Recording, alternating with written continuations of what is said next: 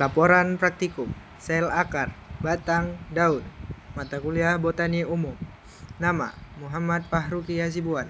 NIM 2503013. Dosen pengampu, Salmiati MPD PhD. Program studi Teknologi Pasca Panen. Institut Teknologi Perkebunan Pelalawan Indonesia, tahun 2026. Latar belakang, sel merupakan unit struktural dan fungsional dasar penyusun semua organisme, baik tumbuhan maupun hewan. Sel mengatur seluruh aktivitas kehidupan dan mampu menjalankan fungsi hidup secara mandiri selama kebutuhannya terpenuhi. Karena sel menjadi dasar dari struktur kompleks tumbuhan, pemahaman tentang sel sangat penting dalam studi botani.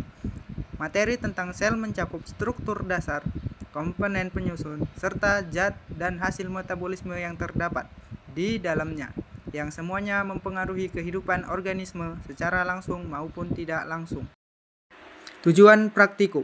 Setelah praktikum ini dilaksanakan, mahasiswa diharapkan akan mampu 1. Menjelaskan struktur sel tumbuhan serta menggambarkannya secara skematik. 2. Menjelaskan bagian-bagian dinding sel. 3. Menjelaskan organel yang terdapat dalam sel terutama komponen protoplasmik seperti inti, kloroplas, dan plastisida lain. Aliran sitoplasma. 4.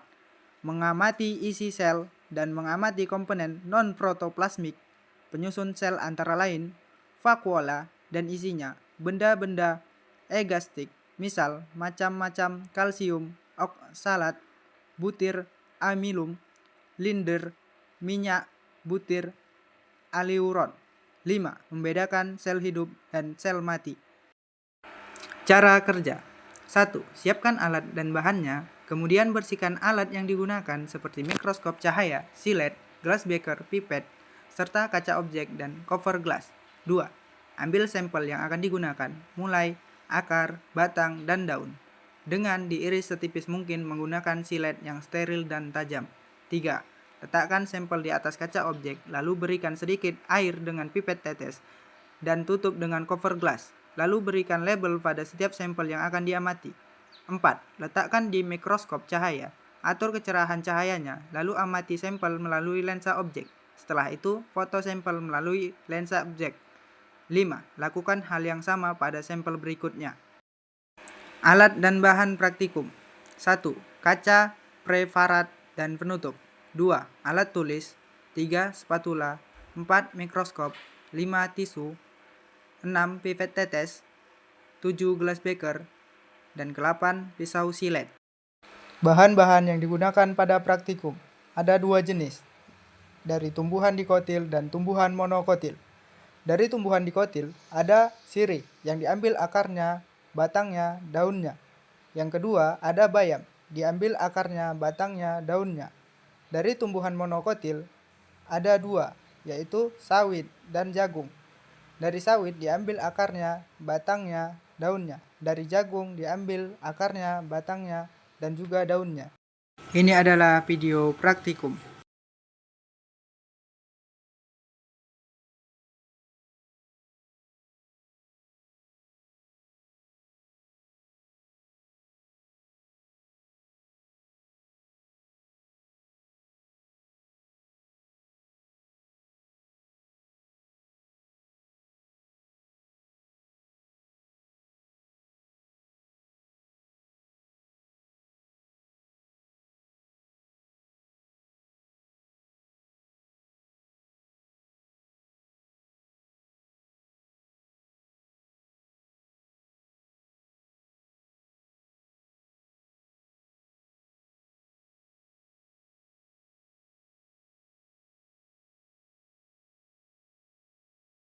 Berikut adalah hasil praktikum menggunakan mikroskop cahaya untuk melihat sel pada akar sirih, batang sirih, daun sirih, akar bayam, batang bayam, daun bayam, akar sawit, batang sawit, daun sawit, akar jagung, batang jagung, dan daun jagung.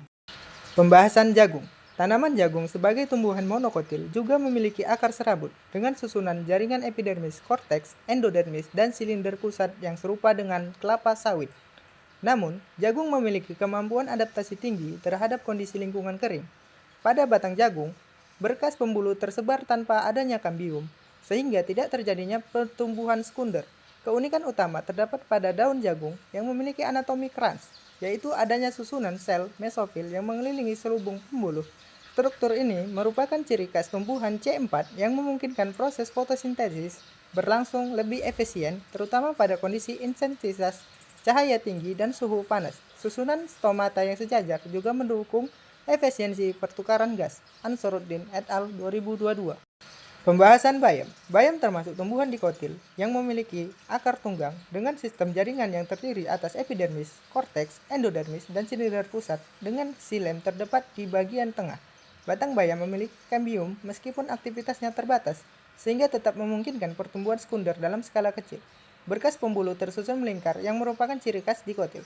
Pada daun bayam, mesofil terdefinisiasi menjadi jaringan palisade dan spons. Namun yang menarik adalah bayam juga memiliki anatomi keras seperti jagung sehingga termasuk tumbuhan C4. Hal ini menunjukkan bahwa tidak semua tumbuhan dikotil memiliki jalur fotosintesis C3, melainkan beberapa telah beradaptasi menjadi C4 untuk meningkatkan efisiensi fotosintesis. Jurnal Pendidikan Biologi 2022. Pembahasan sawit. Pada tumbuhan kelapa sawit yang struktur anatomi akarnya menunjukkan tipe akar serabut dengan lapisan epidermis sebagai pelindung sekaligus penyerap air dan mineral dari tanah. Di bawah epidermis terdapat korteks yang tersusun dari sel-sel parenkim sebagai tempat penyimpan cadangan makanan. Kemudian endodermis yang memiliki pita Kaspari untuk mengatur aliran air, serta silinder pusat yang terdiri dari jaringan pengangkut xilem dan phloem yang tersusun secara radial pada bagian batang. Kelapa sawit memiliki sistem berkas pembuluh yang tersebar di seluruh jaringan dasar atau disebut atastostele. Hal ini merupakan ciri khas tumbuhan monokotil yang tidak memiliki kambium, sehingga tidak mengalami pertumbuhan sekunder, seperti penebalan batang. Jaringan penyusun batang didominasi oleh parenkim dan serat yang berfungsi sebagai penyokong struktur tanaman. Sementara itu, pada daun kelapa sawit, lapisan epidermis di lapisan kutikula yang cukup tebal sebagai adaptasi terhadap penguapan. Jaringan mesofil tidak terdefinisiasi secara jelas menjadi palisade dan spons, melainkan tersusun homogen, serta berkas pembuluh dilindungi oleh selubung pembuluh yang berperan dalam transportasi zat. Ansoroddin et al. 2022. Pembahasan sirih. Tanaman sirih atau piper beetle termasuk kelompok dikotil yang menunjukkan struktur anatomi lebih kompleks. Pada akar sirih, jaringan penyusun relatif sama, yaitu epidermis, korteks, endodermis, dan stel.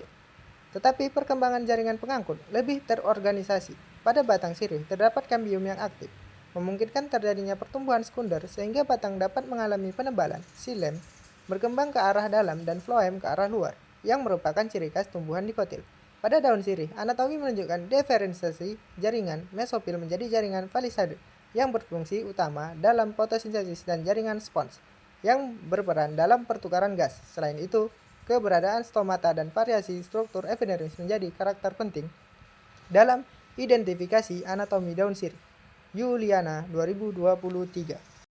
Kesimpulan, secara keseluruhan, perbedaan anatomi sel dan jaringan pada keempat tanaman ini menunjukkan adanya hubungan erat antara struktur dan fungsi. Tumbuhan monokotil seperti kelapa sawit dan jagung cenderung memiliki struktur yang lebih sederhana, tanpa kambium dan berkas pembuluh tersebar. Sedangkan tumbuhan dikotil seperti sirih dan bayam memiliki struktur lebih kompleks dengan adanya kambium dan diferensiasi jaringan yang lebih jelas. Selain itu, adaptasi fisiologi seperti anatomi krans selain itu pada jagung dan bayam menunjukkan bagaimana struktur sel dapat mendukung efisiensi fotosintesis dalam kondisi lingkungan tertentu. Dan berikut adalah daftar pustaka.